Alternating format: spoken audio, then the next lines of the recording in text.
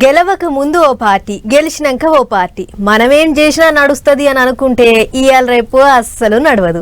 ఎందుకంటే కండువా మార్చిన లీడర్లకు కాలం అస్సలు కలిసి వస్తలేదు. ఇట్లనే ఎలక్షన్లలో గెలిచినాక కార్ పార్టీలకెంచి అధికార పార్టీలకు పోయిన ఎమ్మెల్యేలు గల్లీకెంచి ఢిల్లీ దాకా తిరుగుడయ్యింది. ఆగో ఈగో అనుకుంటా అట్లిట్లా ఇన్నొద్దులకు ఆ ఎవ్వరం ఓ రేవు మీదకి వచ్చిందట. మరి ఏం చేసిర్రో సుదాం పార్. ఏమైతుందో ఏం చేస్తారో మళ్ళీ ఎలక్షన్లు వస్తాయి కావచ్చు అనుకున్నారు చాలా మంది. కానీ అటువంటి ముచ్చటేం లేదు. విచారణకు హాజరేసుకున్న 8 మంది జంపింగ్ ఎమ్మెల్యేలల్లా 5 మంది కడిగిన ముత్యాలే అన్నట్టు తీర్పిచ్చిండు స్పీకర్ సారు. గదే క్లీన్ చీట్ ఇచ్చిండు అన్నట్టు. భద్రాచలం ఎమ్మెల్యే తెల్లం వెంకట్రావు, జోగులాంబ గద్వాల ఎమ్మెల్యే బండ్ల కృష్ణమోహన్ రెడ్డి, పటాన్ చెరువు MLA Gudem Mypal Reddy, Rajendra Nagar MLA Prakash Goud, Serilingampally MLA Arikapudi Gandhi.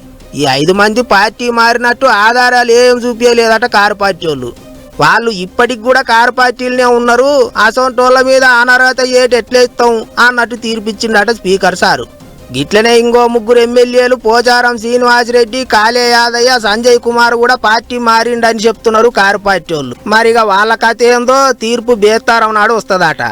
ఇగిదిట్లుంటే speaker sir తీర్పు మీద కారు పార్టీ వాళ్ళు కై ఈనలేస్తుండ్రు. పబ్లిక్ అంతా చూడంగా కండువాలు మార్చుకుండ్రు. వాళ్ళంతా ఇప్పుడు చేయి పార్టీలనే తిరుగుతాండ్రు. ఉల్టా కారు పార్టీ మీదనే విమర్శలు చేస్తుండ్రు.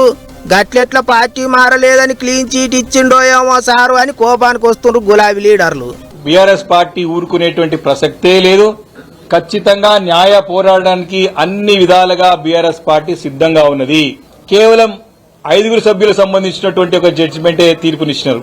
మేము ప్రత్యక్షంగా అడిగినాం, మిగతా 5 సభ్యుల యొక్క సంగతి ఏంటిది స్పష్టంగా అడిగితే దానికి మాకు సమాధానం లభించలేదు. ఈరోజు కాంగ్రెస్ పార్టీలో వెళ్ళినటువంటి శాసనసభ్యులు 10 మంది బీఆర్ఎస్ పార్టీ శాసనసభ్యులలో వారు ప్రజల్లో వారు ఏం ముఖం పెట్టుకుని తిరుగుతారు ఈరోజు. ఇక అట్లుంటే మొత్తం 10 మంది పార్టీ మారితే అందులో 8 మంది స్పీకర్ సారు ముంగట హాజరేసుకున్నారు. దానం సారు, కడియం సారు ఇంకే ముచ్చట చెప్పలేదు. మరి ఇక వాళ్ళ వ్యవహారం ఎంత దాకపోతుందో ఏమో. మరి అన్నేమో గాని బై ఎలక్షన్లు వస్తున్నాయి, అంత తయారుగా ఉండుండ్రి అన్నట్టు కారు పార్టీ వాళ్ళు గట్టిగానే చెప్పిండ్రు. ఇటు చూస్తేనేమో స్పీకర్ సారు వాళ్ళు అసలు పార్టీ మారలేదు, వాళ్ళ మీద ఏటేసే ఆస్కారమే లేదన్నట్టు తీర్పు చెప్పిండు. గులాబీ లీడర్లకు ఎదురు దెబ్బ కలిగినట్టే అయింది కదా అనుకుంటారు ఇప్పుడు అందరూ. అంత చూస్తుంటేనైతే మళ్ళోసారి 2 పార్టీల నడుమ లొల్లి గట్టిగానే అయ్యేటట్టున్నది.